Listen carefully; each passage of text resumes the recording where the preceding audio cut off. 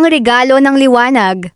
Noong unang panahon, sa isang malamig na bahagi ng mundo, may isang grupo ng mga taong naninirahan. Sinasabing ang mga taong ito ang isa sa mga sinaunang nilalang. Marami pa silang bagay na hindi nalalaman o natutuklasan. Napakabata pa ng sibilisasyon at payak pa ang pamumuhay. Isang araw, isa sa mga tao sa grupong ito ang naatasang maglakbay upang alamin kung may iba pang nilalang o uri ng taong tulad nila na naninirahan sa labas ng kanilang lugar.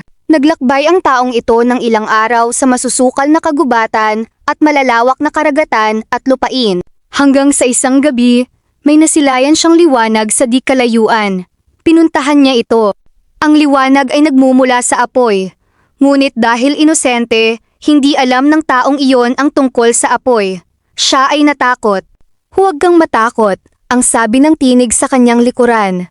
Pagtalikod niya, ay laking gulat niya nang makitang may nakatayo na pala sa kanyang likuran. Isang lalaking napakalinis at napakaganda. May mahabang buhok at balbas, at tila kasama itong nagliliwanag na apoy. "Ano itong aking nakikita?" ang tanong ng tao. "Ang tawag dyan ay apoy. Lumapit ka, at nang maranasan mo ang dulot nito." Bahagya nang lumapit ang tao sa apoy at siya ay natuwa. May init na nagmumula roon.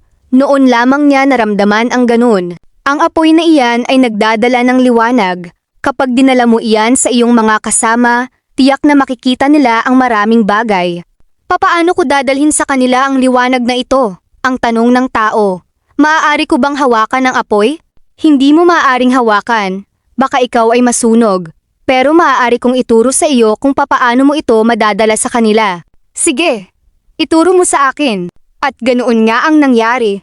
Natutunan ng tao na sa pamamagitan ng pagkiskis sa dalawang tuyong sanga ng kahoy, ang apoy ay nalilikha. At kapag pinagkuskos ang dalawang bato, ito rin ay nalilikha. Masayang-masaya ang tao sa bago niyang tuklas. Kaagad siyang nagpaalam sa nagturo sa kanya noon at siya nga ay naglakbay pabalik sa kanilang lugar upang ihatid sa kanyang mga kasama ang magandang natuklasan. Tinipon niya ang lahat ng tao sa kanilang lugar at ipinakita niya kung papaanong nalilikha ang apoy. Namangha ang lahat. Ang iba naman ay natakot. "Huwag kayong matakot," ang sabi niya. "Maraming magagawa ang apoy na ito sa ating lahat. Sige, lumapit kayo." Lumapit ang ilan sa apoy. At sila'y nasiyahan nang makadama ng init mula rito. Hindi lang iyan, ang apoy ay nagdadala rin ng liwanag. Liwanag na tatanglaw sa atin sa dilim. Liwanag na gagabay sa ating lahat.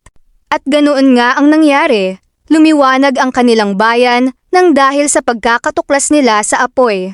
Ngunit dahil din sa liwanag na iyon, nahayag ang hindi magagandang bagay na ginagawa ng karamihan sa dilim. Tulad ng pagpapalit-palit ng kasiping, pang-uumit at sari-saring kasamaan.